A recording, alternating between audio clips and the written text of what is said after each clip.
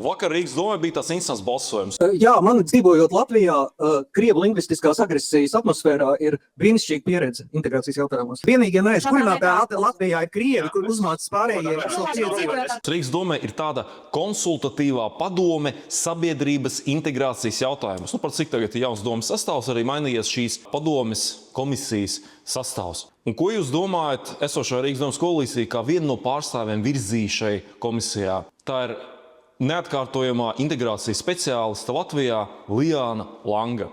Es izgāju un visiem pacitēju šīs integrācijas speciālistes radošās izpausmes internetā un cik viņa labi integrēja līdz šim mūsu Latvijas sabiedrību.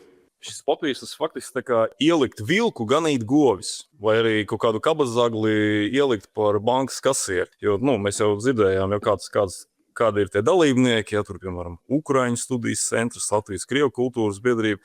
Bet, protams, kad es redzēju to sarakstu un vienu uzvārdu, es gandrīz nokritu. Es gribētu nocitēt dažus citātus. Krievi līdz šim iztēlojās, ka Latvijas publiskā telpa ir viņu ģimenes pēdiņas vaļā, kuhņa pēdiņas ciet.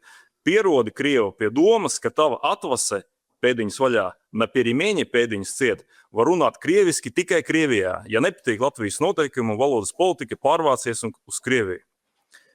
Es nezinu, kāda ir integrācija. Vai nākamais. Visi, kuri slepus vai atklāti apgalvo, ka krievu valoda ir kopīgā saziņas valoda dažādu tautības cilvēkiem, arī latviešiem un ukraiņiem, ir iekrievotu sovetu paliekas. Krievu, ja nerunāsi valsts valodā publiskajā telpā, uzmāksies apkārtējiem ar Krievijas valodu. Tevi meklēs policija.